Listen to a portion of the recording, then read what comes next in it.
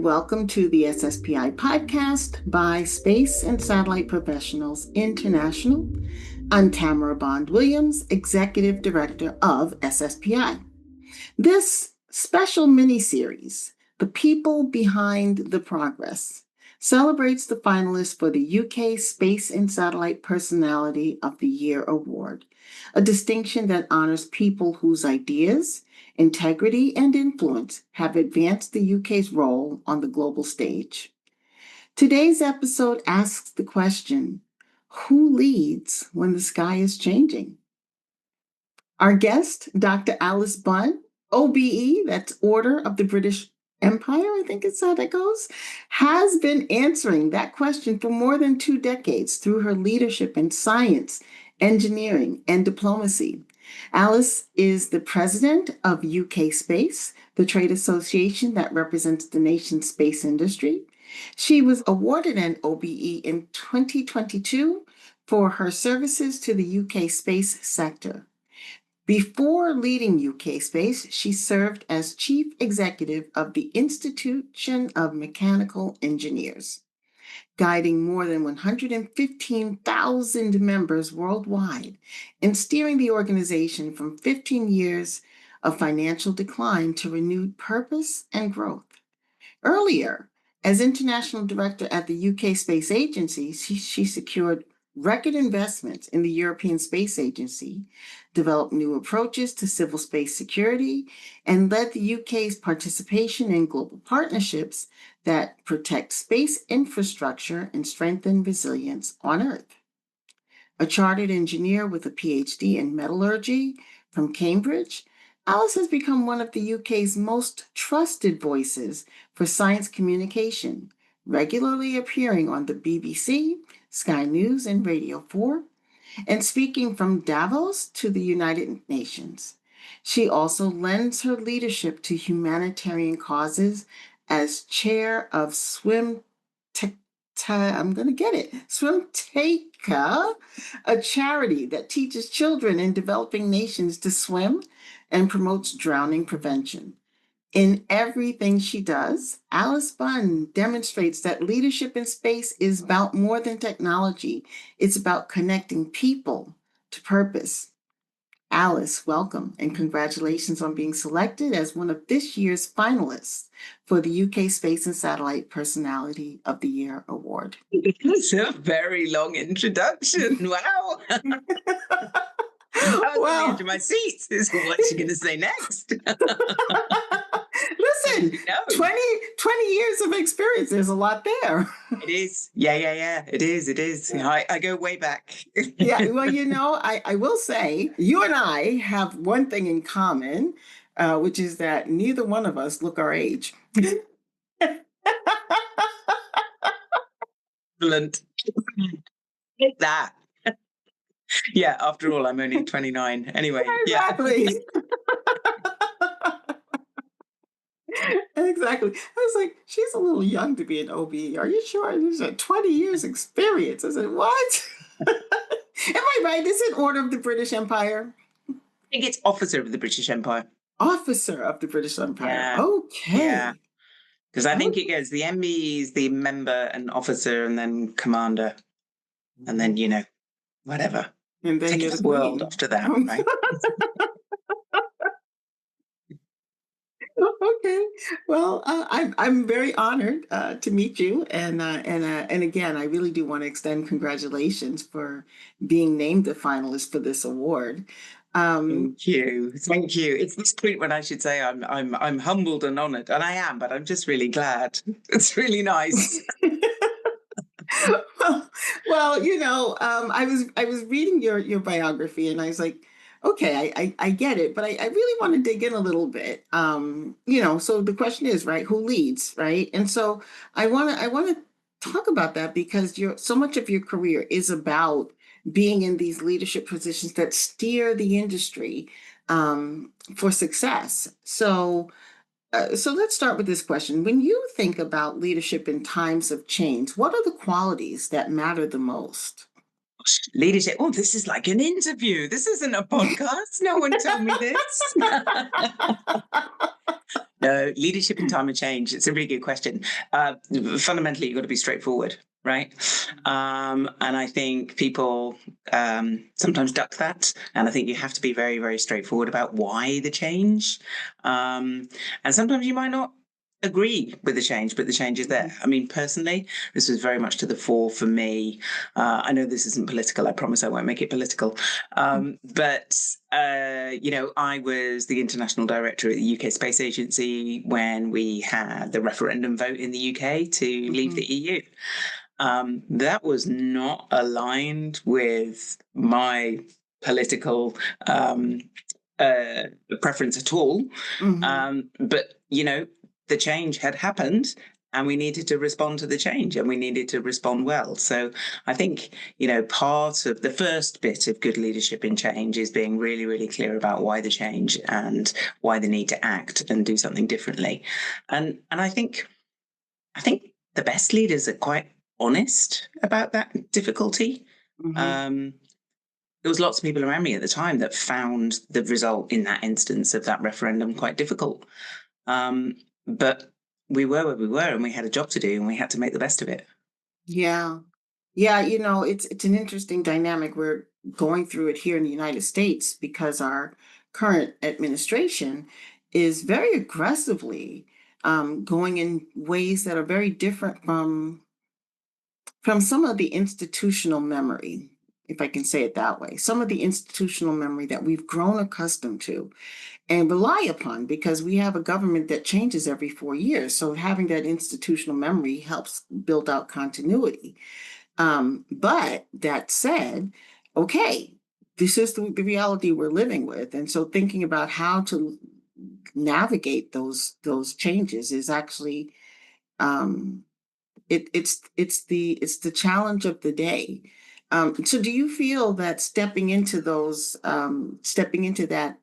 swiftly helps protect the values that you want to set, even though that was not your political preference, but there's a value to what you do that you want to articulate through the change? Was that part of your calculation? Yeah. I mean, yeah, exactly. Because on the one hand, you do have to lead through these changes, and if you're in the hot seat, then you've got the opportunity to do that with integrity. You've got the opportunity to do that, inclusively, listening to all the voices around you, making sure the right decisions get taken. Often, you've got an opportunity to innovate and do something differently. I mean, my team would tell you, I'm so annoying. I am a stubborn optimist.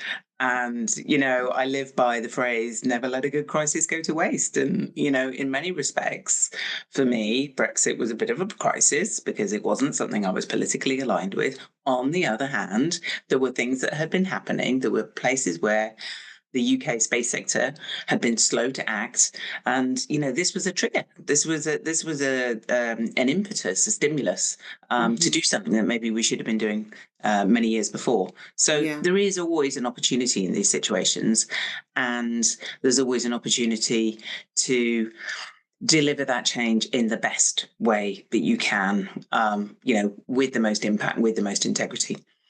Yeah, that's really helpful. Thank you for sharing that. So who shaped your understanding of leadership early in your career? Oh, You've got 20 years to think through. I know.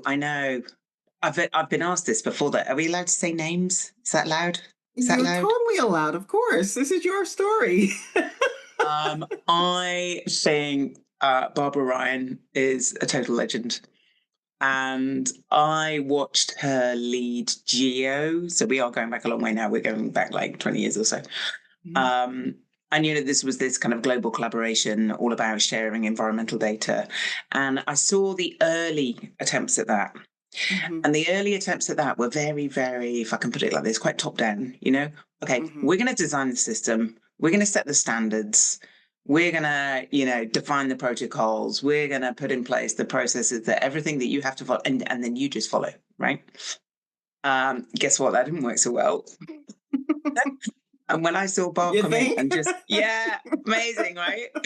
And when I saw Barb came in, she just completely turned it on its head and was very, of course, inspiring and compelling about that need for change in that instance. Like, why is it in our collective benefit to share environmental data more effectively? But she also just came at it from a completely different angle. So, get the buy-in, set the vision, but then how do I make it easy for you? Like, how do we do this? How do I make it? And it became initiative was much more, which was less about central control of a whole bunch of data, and it was more about interoperability and ease of exchange. And it was just looking at it from someone else's perspective, looking at it from her stakeholders' perspective, that just made it so much more successful, impactful. And it was really marked. It was really dramatic at the time. And Wow. I thought, yeah, I want to be like you. I love that. I really do love that. So speaking of, right, UK space sector has transformed quite dramatically over the last couple of decades since you've been involved. Tell me some of the biggest turning points and what you learned from them. Oh, some of the biggest turning points. So absolutely, it would have to be innovation and growth strategy, which was now sort of 15 years ago, when we made, I would say, the first steps towards really clearly articulating that the benefits of space programs are largely experienced and felt by your everyday citizen on the Earth. And it's still a challenge, because don't get me wrong, I'm not knocking the rockets or the missions to Mars, but if you speak to most people, still that is the evocative image of what space is all about. And it's much harder to land the truth of our space programs, which is it's about enabling our everyday lives, right? It's about enabling us to go about our everyday lives like, the water we drink, the air we breathe. Yeah. So it might feel less exciting, but it is 100% more important in my view. So I guess 15 years ago, we landed the benefits to the economy argument. It was while I was at the space agency, we had the space sector designated as critical national infrastructure. That was a really big one. One of my favorite ones. It didn't work straight away. But that's a whole nother story. One of my favorite ones was a program that we eventually launched in 2016, which was working with developing countries and showing the benefit of space programs for developing countries. And for me, that was a fantastic mental shift, because it really tackled head on this idea that space programs can surely only be about, I don't know, vanity, national prestige. It really tackled that head on. No, this is about how we live. This is about saving lives. It's about improving lives. It's about climate monitoring, climate change. It really, really matters to all of us. Yeah. I'm just taking a pause to reflect, because obviously there's current devastation happening in real time, right? Jamaica and the Caribbean islands are being pummeled, or have been pummeled already, and are navigating through that. And in all of these crises, it has been our industry that has been critical to making sure that, you know, the infrastructure regains its footing. 100%. I mean, it is that truly unique vantage point from space, isn't it, that enables you to get that very first view on the damage to infrastructure, what roads and bridges, what remains passable, what isn't, where you need to focus your response efforts. It was about 13, 14 years ago that I was chairing the disaster charter. And again, that was a really, really rewarding moment, because it was while I was chairing the charter that we flipped the operating model. So up until that point, it pretty much been, I'll share my data if you share yours kind of thing. And back in 2011, we opened it up for full access to anyone on the country. So, on the planet. So you didn't have to bring assets to the table to be able to benefit. So really shifted it onto a humanitarian aid effort. It was really, really good. And it endures today. It's one of our really successful international collaborations in space. Yeah, thank you for doing that. I will say the event to which your award nomination is applied is our Better Satellite World Awards program. We have a dinner that honors exactly this, the fact that our industry makes a difference, as you say, not the flashy, hey, we're going to Mars, not that, but that it makes a difference in the way we live, and that we don't always see it, right? Like it's a very visible thing to be in the middle of a hurricane and suddenly realize that the actual only still connectivity that you have is because cell towers have now fallen. Now you have connectivity because there's a satellite that also connects. So that's very visible, but it's not nearly as visible to to remember in the first place that getting from point A to point B also relies on satellite. You know, we forget. It's like, yeah, that S in the GPS is actually stands for satellite. Yeah, I know. And yet people still don't know, right? I mean, honestly, I feel like it's my calling somehow to get this message out. I do. Every time I'm in remotely any kind of media situation, I make it my personal challenge to self is, right, you have to get in the message. Doesn't matter what the question is, you have to get this message that actually space programs are really, really important to all of us. And I think it's getting there. Yeah. We were chatting the other day. It's almost as though now we all understand the importance of cyber, right? We all understand the importance of having good cybersecurity, having strong digital credentials. But I think those conversations 10 years ago were still a little bit abstract for most people. Yeah. But I think now it's people are starting to go, oh, that's why I need that. It is the lifeblood of how I live, actually. And I think space is we still haven't yet got that penny drop moment, but we're going to get there. We're going to get there.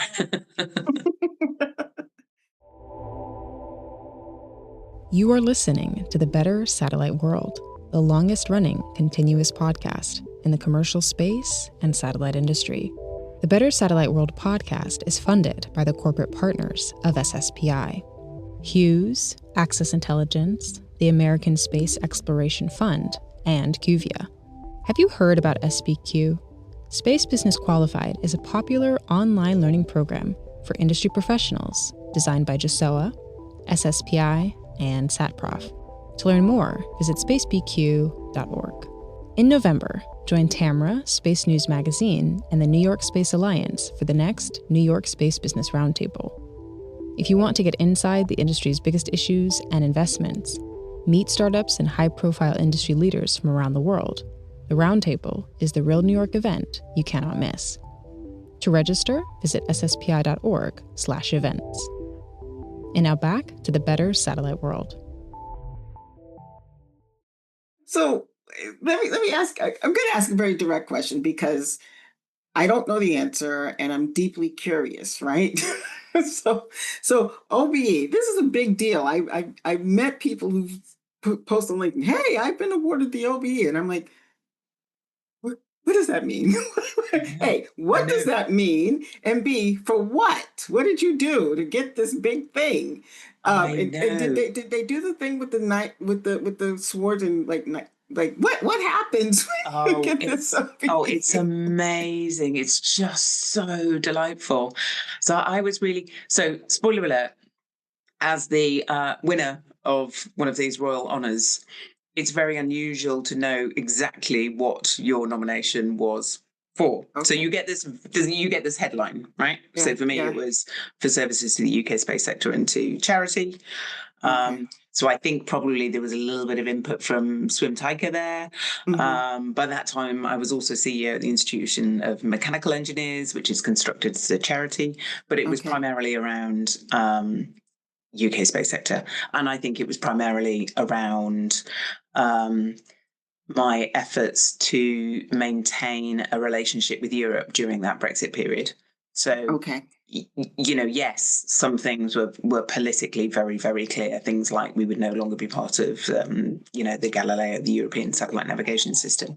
But in other areas, we still had many, many reasons to continue collaborating and trying to get the right line of that in amongst a lot of political hubris, if I can put it that way, was quite challenging. So I think it was for that. But it was amazing, right? So I trot along to Winter Palace in my smart outfit. It's really beautiful.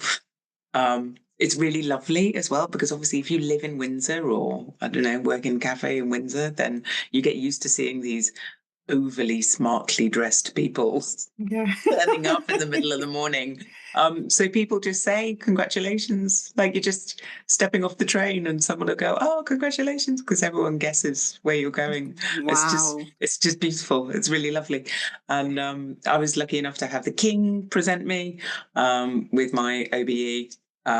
Which in itself was hilarious because he's quite the fan, right? He's quite enthusiastic, particularly about what we need to do to protect the sustainability of the space environment. So he's a very renowned environmentalist. For many, many years, his support for managing climate change and, environmental issues on the planet are well known. But actually, he's got that same passion for the space operating environment as well.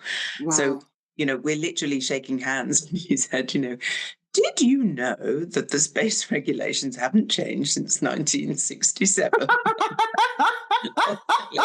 you said, like, yes, Your Majesty. I was like, I am aware. Yeah, I did. It's my job to know that, right? It's my job to try and improve that. So yeah, I did. Yeah, but thanks. Wow. Can you imagine? No. I had no idea. I need to get back to the office and check up on that. So it was just beautiful. Absolutely beautiful. Very, very nice. Wow. Yeah. Well, thank you so much for that. I've always wanted to ask. I was like, I have the opportunity. I'm going to ask because the hardest thing is you get to take 3 guests. So I'm in an immediate household of 6. Yeah. And I really wanted to take my mum as well. Yeah. And I briefly toyed with the idea of taking my brother, but he's brilliant, but he's like, nah, don't waste it on me. I'm not up for all that pomp and ceremony stuff, So then I had to work out who I was going to be able to take, and it cost a fortune because I had to, blackmail the kids that couldn't come with we'll do this instead. And we'll do that instead of, I'll make it up to you this way. the hidden cost. Oh yeah. Oh dear. Yeah. Well, okay. Well, so speaking of your number one fan over there, when you think about the social impact, right, of the work that you do, you first of all, you're an engineer, so you do engineering work, and then you're leading policy for space. From a social standpoint, how do you communicate the value of your work, first of all? And I mean, it's nice to have the King's support, but is that message getting out there that this space environment and our care of it and the ways that it can help shape British society matters? It's slowly getting out there. It really is. How do you get the message out there? It was interesting. When I was CEO at Institution of Mechanical Engineers, there was a really lovely synergy there because that role was all about advocacy for the benefit of engineering to society as a whole. And it was all about inspiring the next generation to take up engineering.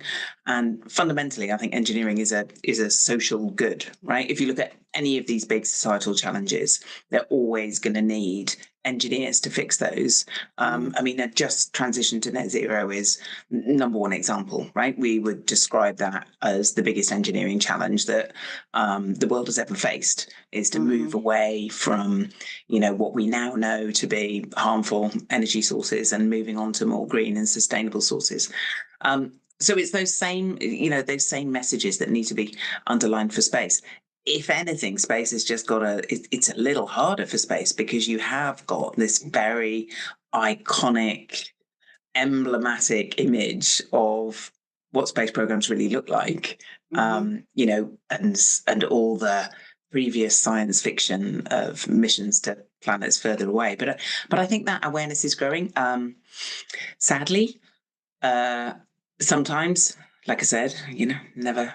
No, I'm not going to use the phrase in this case. It's not right. But, you know, we are seeing warfare break out on Earth. And I think through those efforts, people are also getting a better understanding about space capability. Yeah. It's interesting, isn't it? Space has always been of interest to warfare, but mainly it's because rockets are delivery vehicles for missiles, right? And now I think people realize that these rockets aren't just delivery vehicles for missiles, they're actually delivery vehicles for some incredible capability that is absolutely essential to manage that. You know, that situation. In the same way that we were talking about a few minutes ago, you need that space capability to help manage your emergency response to natural disasters. You also need that capability to manage your operations on a battlefield. So it's not the most inspiring way to shine a light on the benefit of space, but it is raising people's awareness. Yeah. Yeah, I appreciate that. We gave an award out a couple of years back to what the company then called Maxar Intelligence, now Vantor, because they shined a light on what was actually going on the ground, contrary to what we were being told what was going on the ground. And, you know, that is important to have that intelligence to be able to say, actually, these troops are over here, even though this nation said otherwise, it's not true. And so we can make a different plan based on the realities, right? Yeah, it's really interesting, isn't it? I remember being involved in a conference. Again, it was in connection with the disaster charter, so it would have been about 10 years ago, but it was really, really interesting bringing together intelligence agencies with humanitarian agencies. And it was that point in time when governments around the world were opening up their data policies. So we were doing the same. It was around about the time when Francis Maud was in Cabinet Office and the buzzword was open data, right? Everything was open data. And you had this really interesting debate where the intelligence communities, obviously not everything, but they were now opening up data much more readily. And humanitarian agencies could see what was playing out around the world.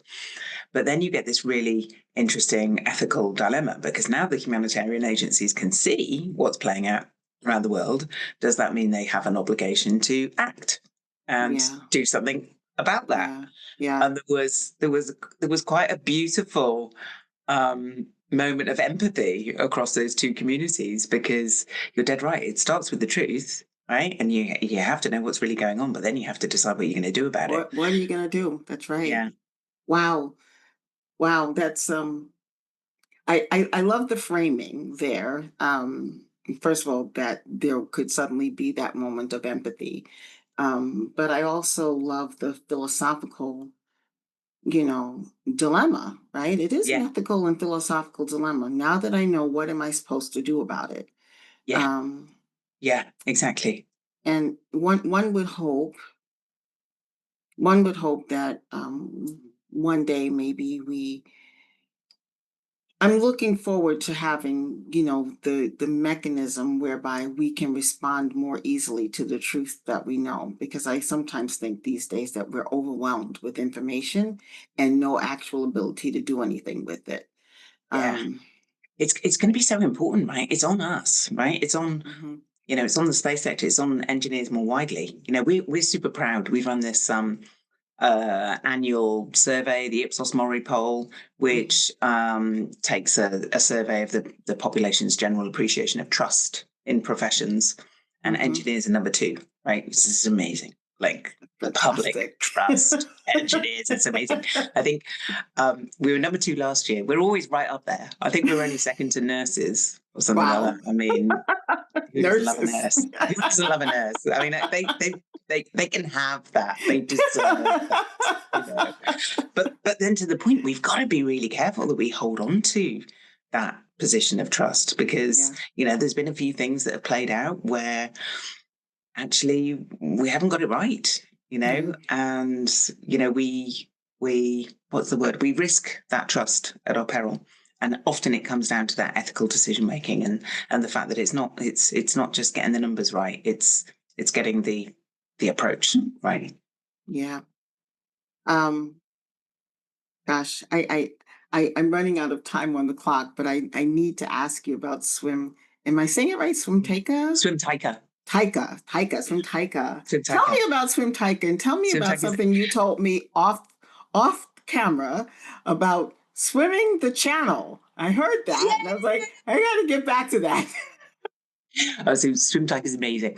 Right. We're a tiny charity. We're like tiny but mighty. And it's the brainchild of the CEO, who had spent a lot of time traveling and time again coming across situations. So was an avid swimmer himself, but was coming across situations where you typically in developing countries where there was a really high incidence of drowning because people were living right by the water's edge, be that the sea or lakes or rivers. But there wasn't any culture of learning to swim.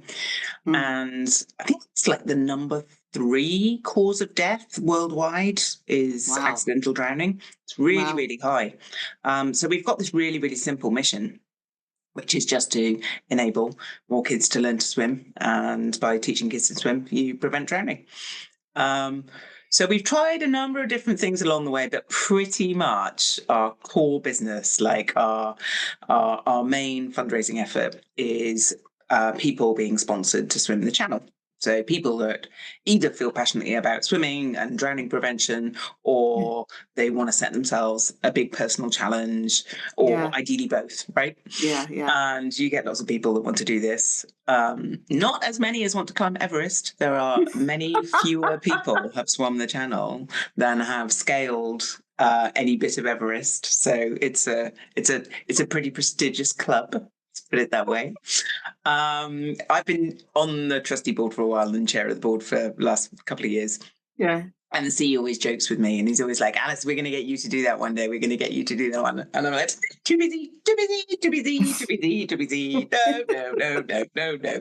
And, I've intentionally taken a little bit of a break between roles at the moment.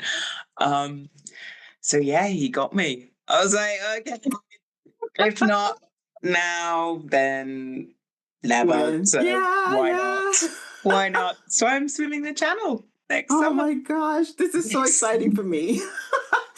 Okay, so real talk between me, you, and our guest.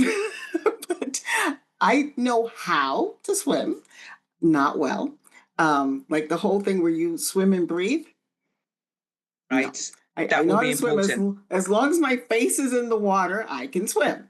As soon as I have to breathe, I have to stop swimming. Okay, so that's Tamara. But also much worse is that somehow it has been years, a lot of years since I last went swimming. I don't know how this happened, but it has happened. And so all this, I joined a gym because I needed to. And I'm like, all right, Tamara, you really do. And I joined it specifically because there's a swimming pool, of which I'm terrified. I'm terrified of going anywhere near this pool. I'm like, no. Okay, you've got to do it. You've got to do it. It's so liberating. It's liberating. I always say it's going to be like the closest I ever get to feeling like an astronaut. That's it. I'm just going to be tumbling around in the water and it's beautiful and it's lovely. It was very special, actually. So I did do one big swim a few years back. And I swam the Thames Marathon, which was like what it says on the tin, in the River Thames. At least we're going in the direction of the tide, of the you know what I'm saying? The river flow. But that was really triggered by, during COVID, you can go to the gym, right? You can do anything. Right. But what you could do relatively early on was go open water swimming, because you're in the middle of a big lake, right? Social distancing isn't really a thing. And my eldest son was in the year that was taking GCSEs, so all of his education was canned in like March, and he had absolutely nothing to do. So against the backdrop of total and utter boredom, going swimming with his mum was suddenly that's awesome. appealing. So yeah, so he did that, and I taught him to swim because he wasn't a swimmer. Yeah. And we, built up our endurance and did distance, and then we did the Thames Marathon together a few years later. So That's it's phenomenal. That's That really is nice. phenomenal. It was very Okay, nice. well, I'm going to keep you posted on if I ever get in this actual pool. I think we should make a pact. You get in the pool, I'll come and give you the first refresher swim lesson. Yes, I'm for it. I'm wholly for it. Excellent. Name your place. We're there. Oh my goodness. Thank you for that. Well, Alice, listen, I'm so glad we got a chance to spend some time together on the podcast. Me too. I have enjoyed talking with you, and I want to wish you good luck. Thank you for the UK Space and Satellite Personality of the Year. Thank you, award. thank you. It's a win already. And I just, thank you. I feel very, very glad. Absolutely. Well, that concludes this episode of The People Behind the Progress, our conversation with Alice Bunn, OBE, a finalist for the UK Space and Satellite Personality of the Year Award. Join us at the Better Satellite World Awards dinner on 1 December 2025 at the Royal Horse Guards Hotel in London to see who wins this year's award. It's an evening that brings together the people and companies building a more connected, sustainable, and inspiring space future. You'll find details and tickets at sspi.org, or you can go directly to the event page at bswdinner.com. No www, so just bswdinner.com. This podcast is made possible by the support of SSPI's professional, student, and corporate members, and by our partners who believe in a better satellite world. For SSPI and our producer, Ari Yates, I'm Tamara Bond-Williams. And for all those who, like Alice, are building a space and satellite future worthy of our highest aspirations, thank you for all you do.